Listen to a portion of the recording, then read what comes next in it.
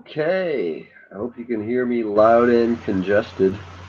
I caught a cold on my flight home from Cleveland. I think I'm going to put on my radio DJ sunglasses. Oh, yeah. It's kind of like the Ultimate Fighter when they make the eyes look all fucked up with the little circles, but this is the computer screen, so it looks even more disorienting. But it's only if my head is in this position. Regardless, UFC 203, Cleveland, Ohio. I traveled out. Apparently, it was the beginning of some craziness in the MMAniacs world. I think we've both determined, Nick and I, that we have tough schedules. It's tough to link up and do constant new podcasts that come out. So what we're going to do is file some individual reports, make some compilation podcasts, and get together and talk about the fights when we have time, hopefully. But I'm just beginning a new work schedule, blah, blah, blah. Busy. Anyway, I want to chime in because it's my first day off, but I'm filling in tomorrow. However, I was able to watch most of the Bellator card from last night and look forward to watching UFC's. Finally, they've debuted in Hidalgo, Texas. I don't know where Hidalgo, Texas is, but they're there. Christian Poirier versus Michael Johnson. Christian Poirier. Dustin Poirier against Michael Johnson in the main event. I've already screwed it up. I blame my phlegm. All right. I didn't talk at all about the UFC 203 trip, so we'll just recap what I did on my vacation. First of all, I worked 8 days leading up to that to get the time off to make it happen. But I flew out Thursday around 10 a.m., so I still woke up at the normal time that I would for work because I hadn't packed yet or done anything, so I did that. I had just been getting over vomiting and not having eaten much solid food in the days leading up to that. Tuesday, I left work at 1 after I puked in the morning before work, and then at the trash can around 1 p.m. outside the Prudential. It was a far-off trash can. I'm a courteous guy. But anyway, I had some rice and bananas and applesauce the next day. Started to feel okay. Got some Chinese food. Ate half of it that night. Ended up eating the rest of it and some leftover eggplant in the airport because whenever I travel, I make it a point to spend hopefully zero. I broke that policy on the way home, but I try to spend $0 in the airport because it's a scam. You could bring empty water bottles through and then just fill them up from the fountain, by the way. There's always a ton of thrown out bottles of water. Don't fall for it. Don't play that airport's game. MMAniacs travel tips. Cleveland flew in, pretty much went directly to the press conference at the Q Arena. I took the Red Line, the Cleveland version of the Red Line. On the way to the airport, I took the Boston Red Line to the Silver Line. But I took the Cleveland Red Line pretty much all the way to the Q. Ended up in some weird mall area where people had to give me directions to outside to get to the arena. I should think there would be signage. It's a big arena. But anyway, not many people gathering at the press conference. There was probably only about a dozen people ahead of me in line. I did show up slightly early, I guess, but more closer to on time. The doors were going to open, I believe, at 3. No, it was earlier than that because I arrived. The doors opened at 1 for the press conference. The next day, doors opened at 3. And then it was only about a half an hour long. Pretty uneventful. Not as crazy as the press conference I attended on my last trip with all of the McGregor supporters from Ireland. But cool. After that, checked into the hotel, a lovely 2-star hotel called the University Inn and Suites, where I tried to get some more food from the bar. I got a pizza. I had to wait about an hour for them to open, and then there was problems with the pizza oven, so it took almost an hour. but I got a free beer I didn't enjoy out of it. I should have just got Bud Light. But pizza came. I took it back to my room. Ate about a slice and a half. Felt sick, like I wasn't able to eat hot food. And laid around a while. Alex Getlin, a comedian I met here in Boston, is moving back to California and was traveling through and happened to be in Cleveland that day. So him and I hooked up. He picked me up, got me on a show at a gay bar that had, our lead up to the show was a former cast member of season 1 of RuPaul's Drag Race hosting a viewing party of the current season and most the airing live episode of RuPaul's Drag Race, and it was pretty funny. She shit on the comedians the whole time as we arrived with the cordless microphone. It was fun. A lot of people left before the comedy show started, but I got to do 15 minutes. I had fun. There was some audience members who were there, had a good time. I had a good time hanging out. Started to feel a little bit better. Oh yeah, also Alex and I went out for tacos and vegan tacos in lettuce, and I only ate about 1.5, and I took the rest home. But I basically lived off of the leftovers the next couple days, although I did throw half of the pizza out because I didn't put it in the fridge. But that was Thursday. Went back to the hotel, went to sleep.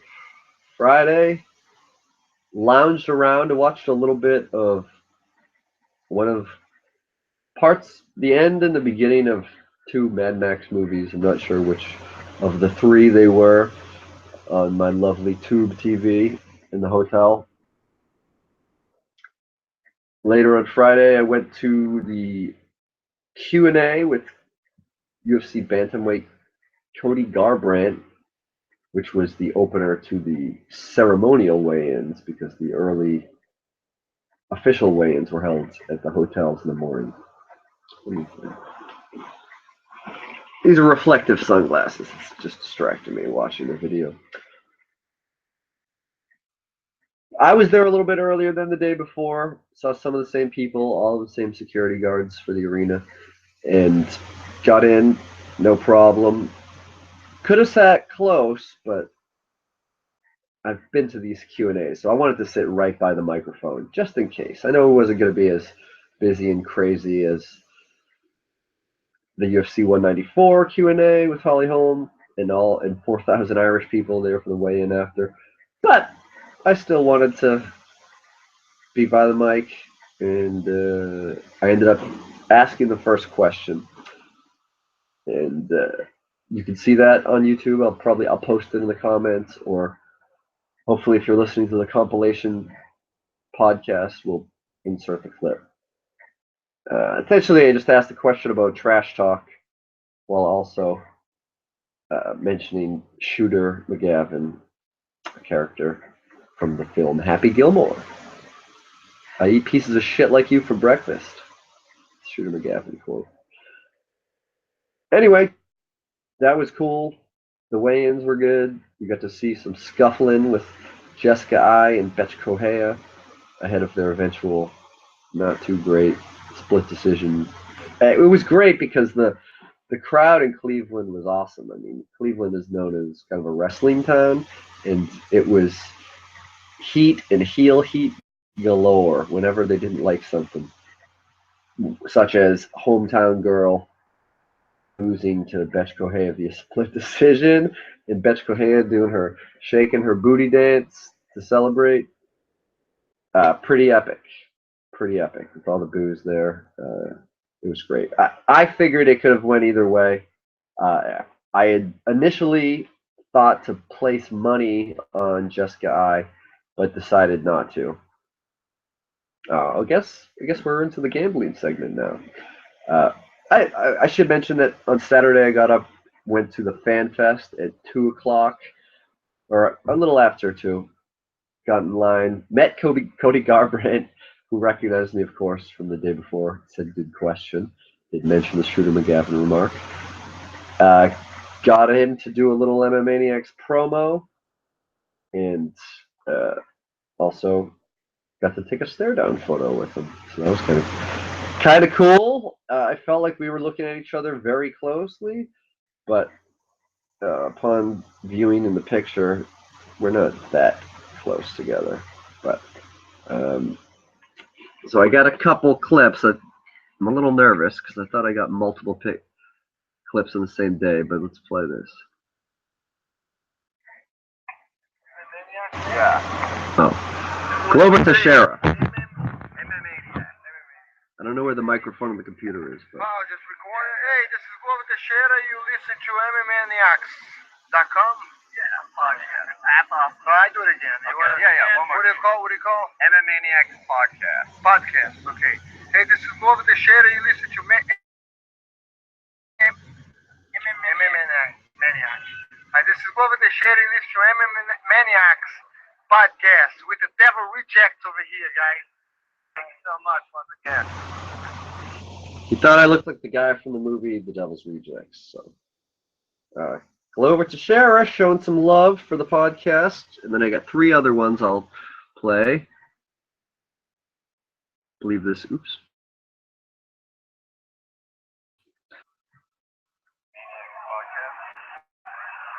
This is the future champion Cody Nolo of Garbrandt Houston. MMAniacs. Alright. Champion Cody Garbrandt, you're listening to MMAniacs. Good. Got it. Okay. He was very glad to be done with that. I think this one is the Immortal Matt Brown, who I wanted him to say the Immortal, but he didn't. Here we go. This is Matt Brown. You're listening to MMAniacs podcast. Whatever. Didn't correct him. Who gives a fuck? The MMAniacs podcast? What is it? MMAniacs podcast. MMAniacs? As Nancy Showtime said, it's listening to MMAniacs podcast. Okay. So, that was Anthony Pettis, who was in a rush. Because so I did, the Fan Fest was basically, you could buy an $8 Bud Light that you can also buy later, out and drink it outside, not in a cup, drink it in a can, and also be given some fucking koozies with businesses on sponsors on the usual UFC sponsors. I don't have to say it, who cares? But burner phones and cheap beer, bro. Get those on a koozie with the UFC logo, and you have a koozie with the logo on it. Of course, I got a few, as well as the headbands and a couple drawstring bags, whatever. I bought a bunch of merch as well. I got some dumb free shit with logos on it. Matt Brown, Anthony Pettis, Cody Garbrandt, and I did get him to do a promo because I just saw him on the street, so other people were already bothering him, but it just meant that I didn't have to wait in his line, so it was cool. Forrest Griffin, the winner of the first season of The Ultimate Fighter in the light heavyweight division, or middleweight, I forget. Regardless, pretty cool all in all. Glover Teixeira the day before, met Mickey Gall's mom and aunt, saw Alistair Overeem's brother and one of the guys from his corner, well, probably the whole crew from his corner. Did not engage, but pretty cool to be around it. Met Robbie Lawler, very cool. Didn't get him to do a drop either, but to crouch down a little bit because he's not as tall photo, and he said the quote of the weekend for me: "Just be tall, man. Just be tall." So next time, Robbie Lawler, I will be tall for you, and I also will probably bother you to record a promo for me, but. The fights were great. 6 out of the 10 total fights ended with finishes. A couple of split decisions.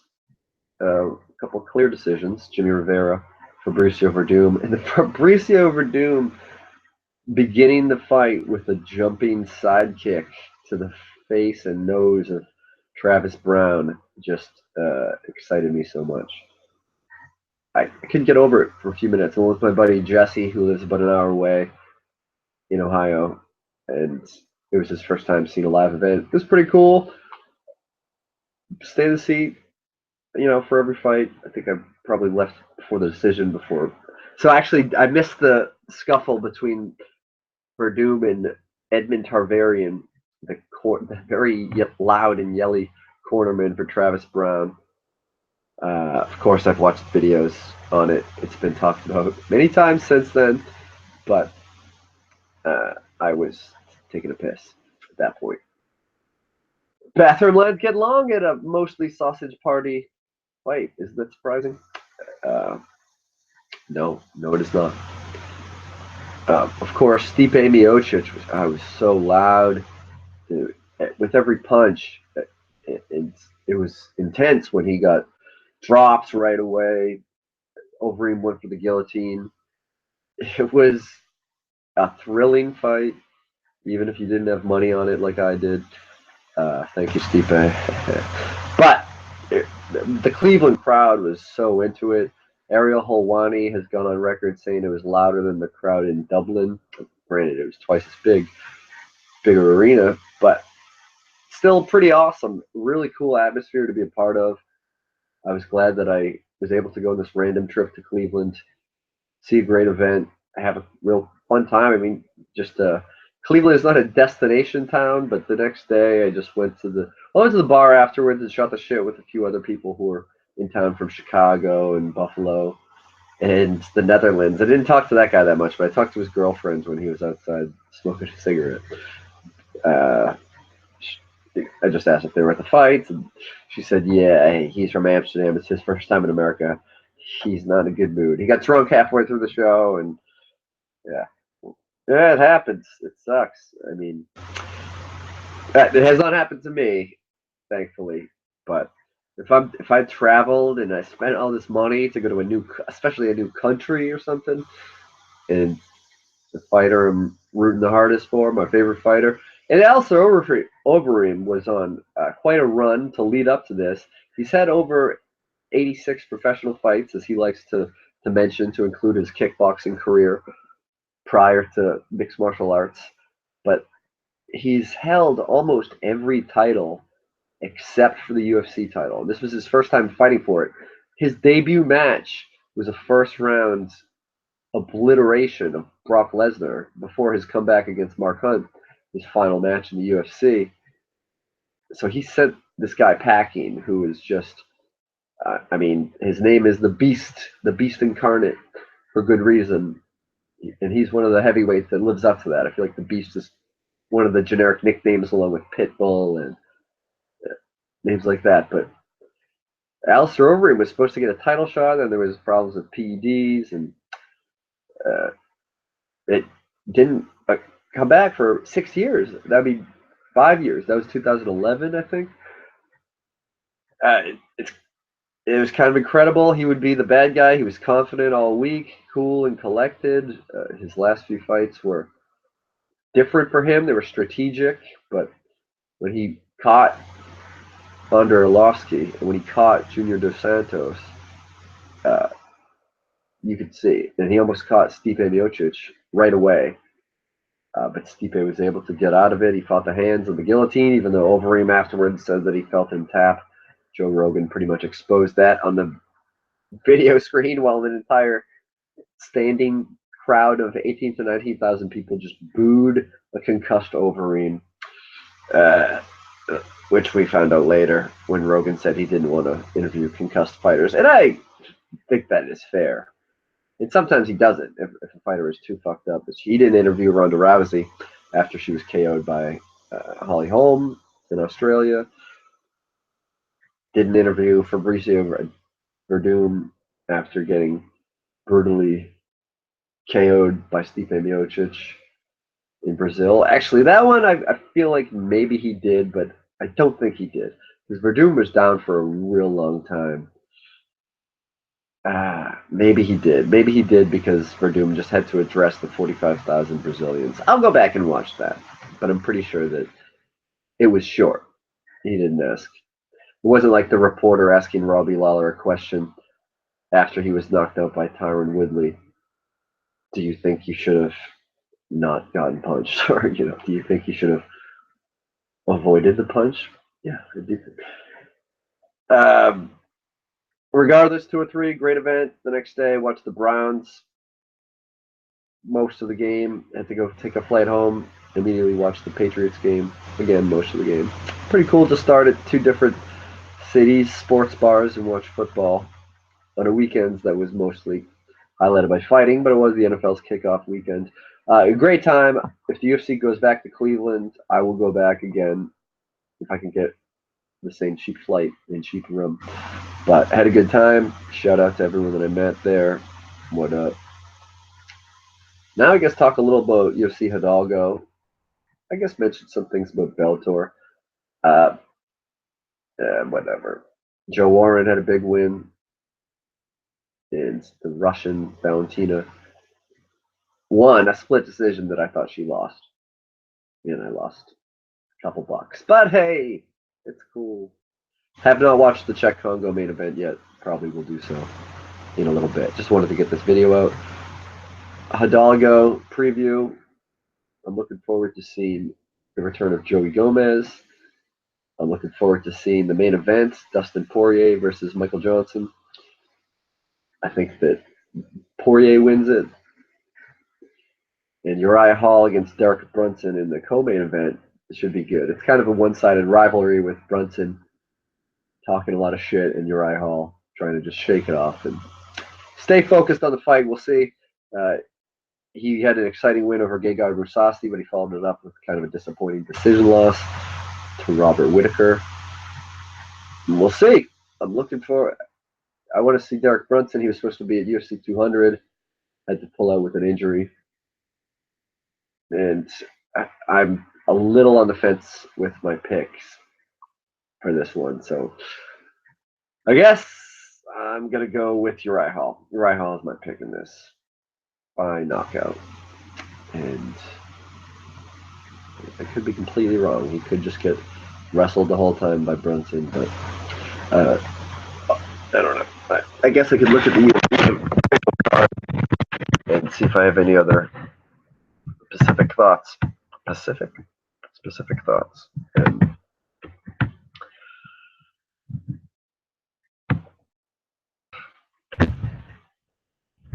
there are events going on until October 15th, I believe, is the next time there's not a UFC on a Saturday. Mixed with a couple Bellators is the Bellator next Friday. All right. Oh, they said the F word on FS1 last night. That was pretty good. Okay, here are the fights. Featured prelim. Actually, the UFC Fight Pass prelims are all hated because you got Randy Brown, who just lost to Ultimate Fighter competitor Michael Graves his last time around. You got versus Brown. Eric Montano versus Randy Brown. Eric Montano was on the again a UFC Fight Pass show, although looking for fights on YouTube too, but he was on the Latin Ultimate Fighter Latin America Season 2. And then you have Albert Morales versus Alejandro Perez. I got Perez in this one. I think that's one I'm pretty confident in. Then you have Antonio Carlos Jr. going against Leonardo Augusto Leleco. 2 Brazilians battling it out in the heart of Hidalgo. I want to say Antonio Carlos Jr., especially coming after his loss in Australia, but I don't know much about Leleco, but he has entered the drawing of cool-sounding names that I like. Belal Muhammad versus Augusto Montano. Belal Muhammad had a fight of the night in the UFC 199. Fucking model dude. God damn it. Can't remember his name. Evan Dunham, who destroyed Joe Lozon as I watched from a rooftop in Las Vegas. on a giant screen while Demetrius Johnson and Frank Mir ice skated around me. There's other people there too. That would have been weirder. It's going up against Rick Glenn. The Gladiator. I see Evan Dunham winning this one, no problem. So I don't know what the odds are, but he's probably heavily favored. So whatever. I guess I'm going to wrap it up there. I've ranted for quite some time now. I'm going to go watch that Bellator main event and get ready to enjoy the fights tonight. So for the MMAniacs remote solo broadcasting team, my name is Matt Kona. Please follow me on Twitter, Instagram, Facebook, MATTKONA, and MMAniacs Pod on Twitter, MMAniacs on Instagram. Just type it. All right. Thanks, everyone. Peace.